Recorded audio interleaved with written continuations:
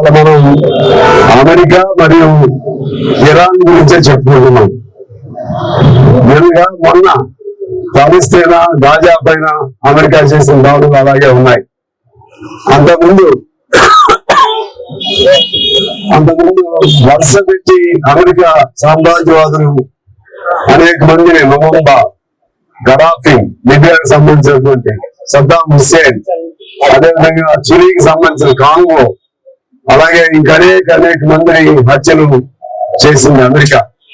ఒక ట్రంప్ ఒక్కనే కాదు, ఆ అమెరికన్ జాతీయ అహంకారంలోనే, అమెరికన్ సామ్రాజ్యవాద అహంకారంలోనే ఆ విధంగా ఇతర దేశాలన్నిటి మీద దాడులు చేసి ప్రపంచాన్ని తన స్వాధీనంలో పెట్టుకోవాలనేటువంటి ఒక ఆలోచన వాళ్ళ అమెరికన్ సామ్రాజ్యవాదంలో ఉంటుంది.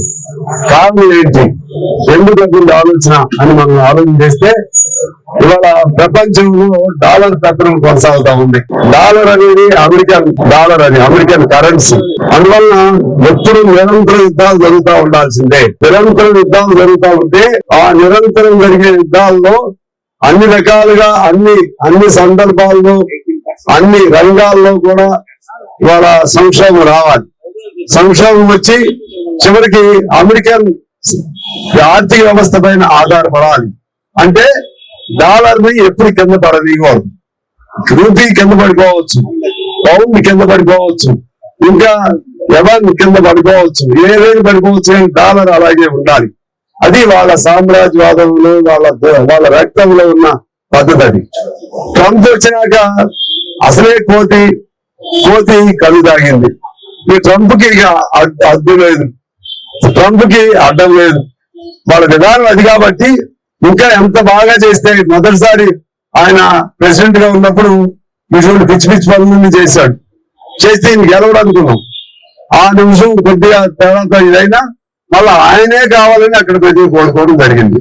అంటే దాన్ని బట్టి వాళ్ళ మైండ్ సెట్ ఏంటో అర్థమైతే, ట్రంప్ ఇంకా నన్ను ఎట్లయినా కోరుకున్నారు కాబట్టి ఇంకా ఏ పద్ధతులైనా ప్రపంచాన్ని చేతులు పెట్టుకుని ఆడించాలి, మన కోతిని ఆడించేటువంటి ఒక ఏమంటారు, కోతులు ఆడించేటువంటి వాళ్ళు లాగా మన మోడీని ఆడిస్తున్నాడు. ఏదో బొమ్మ చూసా, మోడీని కూర్చోబెడుతున్నాడు నిలబెడుతున్నాడు. అంటే అది సింబాలిక్ గా చేసి ఉండొచ్చు, కానీ గోల్ బొమ్మలు అట్లాగా గోల్ బొమ్మలు పాములు అది కోతులు ఆడించే వాళ్ళు వస్తారే, గారడి వాళ్ళ లాగా సేమ్ అదే పద్ధతుల్లో మోడీ గారిని ఆడిస్తున్నాడు. దానికి ఒకటే ఏమన్నాడంటే, పూర్తిగా మోడీ పాస్ అవ్వలేదు నా దృష్టిలో. మోడీకి పూర్తిగా పాస్ మార్కులు రాలేదు. అంటే ఆయన్ని ఇంకా పూర్తిగా మెప్పించలేదు, ట్రంప్ ని ఇంకా పూర్తిగా మెప్పించలేదు. నాకు పూర్తిగా నచ్చలేదు మోడీ. డైరెక్ట్ గా చెప్పిన మాటలు ఇవన్నీ.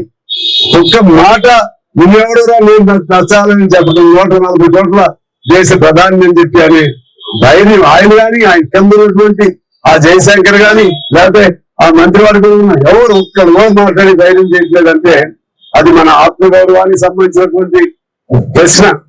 భారతీయుల 140 కోట్ల పౌరుషం, ప్రతిష్టలు, ఆత్మగౌరవానికి సంబంధించినటువంటి సమస్య అది. మోడీ ఒక్కరిది కాదు. ఆయన అవునున్నా కాదన్నా మన భారతదేశానికి ప్రధానమంత్రి. ఆయన ప్రతి చర్య మనందరి మీద ప్రభావం ఉంటుంది.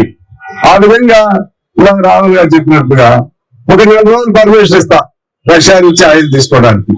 అంతకుముందు ఆపేయమన్నాడు, ఆపేసేశారు. ఆశ్చర్యంగా ఉంది, ఆపేయమంటే ఎట్లా ఆపేశారు? ఆపరేమో అనుకున్నాం మనం, కానీ ఆపేశాడు. అక్కడ కొనడానికి వీల్లేదు రష్యా. ఈ విధంగా ప్రపంచంలో అన్ని దేశాలను కూడా ఇవాళ పూర్తిగా లొంగ తీసుకునే క్రమంలో ఈ మిగిలింది చైనా లాంటి దేశాలు ఉన్నాయి, పక్కన క్యూబా ఒకటి ఉంది. దాన్ని అప్పుడు ఆ రోజుల్లో అమెరికా ఏం చేయలేకపోయింది. ఇప్పుడు ఇతర ధైర్యం వస్తుంది, క్యూబాను కూడా నేను లొంగ తీసుకుంటానని. ఎందుకంటే మొన్న వెనిజులా మన ఆయన అధ్యక్షుడు మధురో ఆయన భార్యని పాతకాలం సినిమాల్లో చేసేవాళ్ళు. ఒక రాజు అంటే దండయాత్ర చేసి ఆ రాజుని రాణిని వాళ్ళందరూ బంధించి తీసుకెళ్లిపోయేవాళ్ళు. అట్లా తీసుకెళ్లిపోయాడు బహిరంగంగా. ఎవరిది తప్పని అనే ధైర్యం లేకపోతే మన భారతదేశ ప్రధానులు మిగిలిన వదిలేద్దాం. ప్రపంచంలో అధిక జనాభా కలిగిన దేశం మనది. మన విధానం అదే విధానం. కనీసం వాళ్ళతో శత్రుత్వం లేకపోయినా సరే యుద్ధం మానేయండి, మంచిది కాదని జనరల్ చెప్పడం కాదు, మోడీ గారి దగ్గర నీ పరుగుబడి చాలా ఉందని చెప్తావు కదా, ఆయనతో చెప్పి ఆపొచ్చు కదా. నాకేం ప్రమాదం, మా దేశానికి ఏముందనేది కాదు ఇక్కడ. ఇవాళ జరుగుతుంది 3వ ప్రపంచ యుద్ధం జరుగుతా ఉంది. అవునన్నా కాదన్నా undeclared third world war is going on. ఎందుకనంటే అది ప్రత్యక్షంగా కొన్ని దేశాల్లో ఉంది, పరోక్షంగా అన్నిటికీ వచ్చేసింది. ఇవాళ అదే కదా అన్ని వాళ్ళు ఏది మోడీ కోరు ట్రంప్ కోరుకున్నాడు అదే జరుగుతుంది. ఇవాళ గ్యాస్ లేదు, గ్యాస్ కి ధర పెంచాలంటే మన డాలర్లు వస్తాయి, కొనాలి, డాలర్లు నడుస్తాయి, వాళ్ళకి ఉపయోగం ఉంటుంది. నారాయణ గారి టిఫిన్ చేశాడు పొద్దున ఇప్పుడు దానిలో సబ్సిడీ గ్యాస్ రేట్ కూడా 10 రూపాయలు వేశారు. మొత్తం బిల్లు అంతా 60 రూపాయలు 10 రూపాయలు గ్యాస్ వేసేసారు. అంటే ఇది యుద్ధ ప్రభావం వచ్చిందా లేదా, యుద్ధ వాతావరణం వచ్చిందా లేదా, ఇది ఆలోచన చేసుకోవాల్సిన అవసరం ఉంది.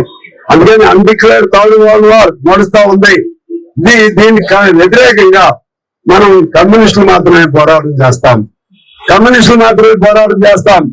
మనతో పాటు ఇంకా శాంతి కాముకులు అందరినీ కలుపుకోవాలి, సామాన్య ప్రజలందరినీ కలుపుకోవాలి, వాళ్ళకి అర్థమయ్యే విధంగా చెప్పాలి ఈ ప్రమాదాన్ని గురించి.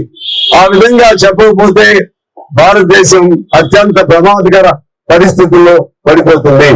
వాళ్ళ కమ్యూనిస్టులు బలహీన పడబట్టే ఆ రోజుల్లో అమెరికా ఒకవైపు ఉంటే సోవియట్ యూనియన్ మరొక వైపు ఉండేది కమ్యూనిస్ట్ దేశం. ఇవాళ సోవియట్ యూనియన్ లాంటి బలమైన కమ్యూనిస్ట్ దేశాలు లేవు. అందువల్ల వాళ్ళు ఆడిందే ఆట పాడిందే పాటగా నడుస్తా ఉంది.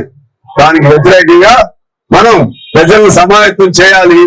ఎక్కడైనా ఇవాళ ఆ BSc అది కూడా అంశం పెట్టాను, యుద్ధం పైన కూడా చర్చించాలని చెప్పి పెట్టాను. ఒకవేళ షార్ట్ డిస్కషన్ అవకాశం వస్తే, ఎందుకంటే అది మన అందరి సమస్యే.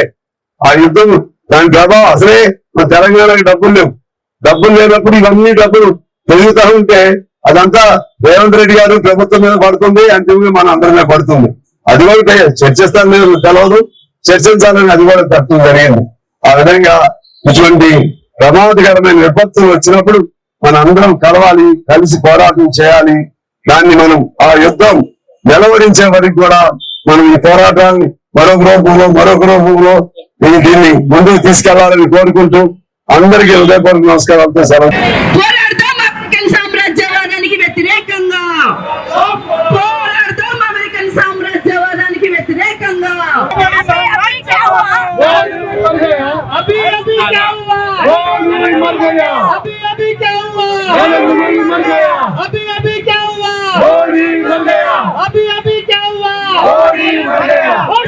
नरेंद्र मोदी सरकार